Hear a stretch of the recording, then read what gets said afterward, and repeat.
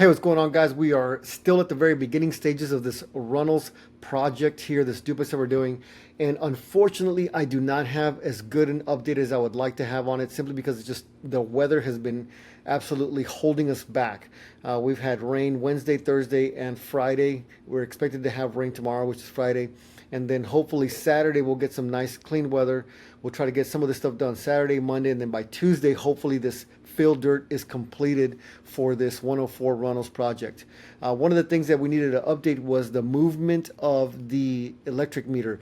I'm sorry, not the electric meter, the water meter. So if you guys remember, we were talking about this a little bit earlier, is that there was a meter that was somewhere around right here in the front of the property. This is the Runnels Street property on this side over here, and the meter was over here, and this meter was servicing, there's a catering company right next door over here on the side, and so it was going to be impeding. And my hope was that it wasn't like underneath the property, right? Because then that would be absolutely crazy. But what they did is just run it. So I contacted the city. They were actually pretty cool about it. They just redid the pipes, and they went ahead and moved the meter over close to where the property is for the catering company. So you can see the meter's new. I'm glad they took care of that. That was a big thing I wanted to get rid of. Something else that kind of popped up is this. If you look here, there is something right there. What that is a gas meter riser. So there's no longer a gas meter there. That's just a riser that comes up out of the ground, so that if you do want to get a gas service, you can, the gas company knows where it's at, and they can connect the meter and run the pipes, whatever they're going to do with it. Okay, this is a blurry picture here, but I wanted to point it out. These are the types of things that you need to get done at the very beginning of the project, because they will slow you down in the future if you don't get ahead of them up front. How are you saying? How will this impede me in the future? The same thing. These things always impede you in the future. At some point, we're going to need to put driveway in here. Okay, and if this thing, and I haven't even measured it out to just be certain, but I've done this enough to know that if I don't take care of this dumb little riser right there and make sure that it gets just dug inside, it's about 36 inches deep, maybe even more, maybe almost 4 feet deep, then it's going to impede us in the future when we try to pour the driveway. Imagine like we get to the driveway stage and like, well, we got to move this riser here. We don't want to accidentally clip it. There's gas there. The guy's going to be like, dude, we got to get that moved. And listen, we're on month number 2, and I'm talking about the day I closed on, the day we owned it. I was making phone calls to the company to get them to come out and do this stuff.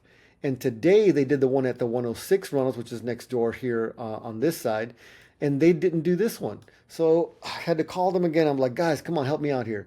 So it's taken them 2 months. Now imagine being delayed after this construction is all up, everything's looking pretty, ready to go, and you don't have a driveway. The same issue we're running into over there at 403 MLK. We don't have a driveway yet. Why? Because the city hasn't, given us the water taps, even though we've been on them.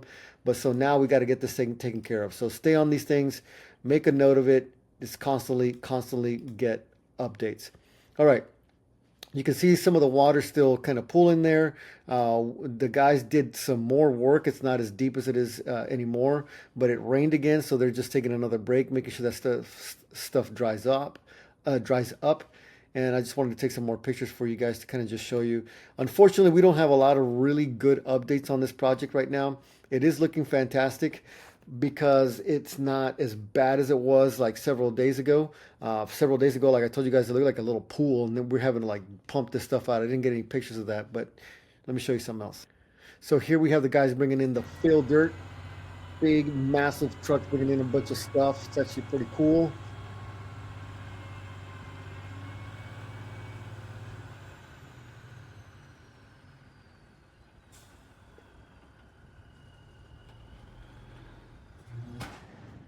That is such a loud bang. If you're not ready for it, if you've first time you've done it, I'm telling you, that is so loud.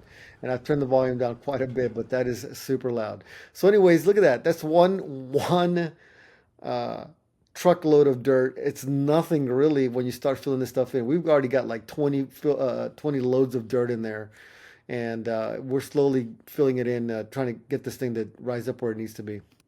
So the last thing I'm going to tell you guys, create your sign. Make sure that it's very clear as day. that you are working on a project out there. I put the address out there. I put a, I did this with like tape and like I just did it by myself. This one is actually, I don't know why it took so long to do it. I think I was doing it nicer because I knew that I was going to show it to you guys.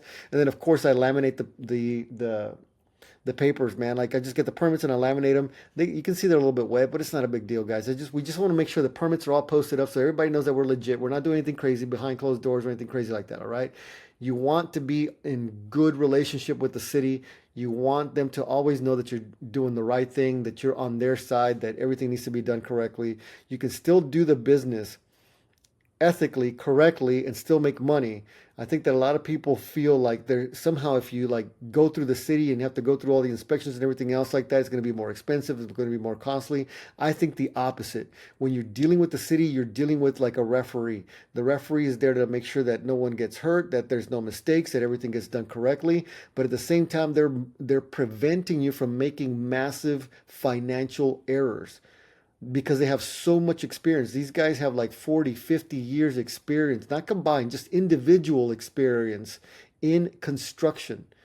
These are older gentlemen who have been around construction their entire lives. And so whenever they give you some advice, is like, hey, look, we should probably do this way. It's not because they're trying to make your life miserable. It's because they're trying to save you from a massive financial problem in the future. I guarantee it. It's the way it always works out for me. That's why I don't mind doing it inside the city limits anymore. Thanks so much for watching. These are the updates for 104 Rentals.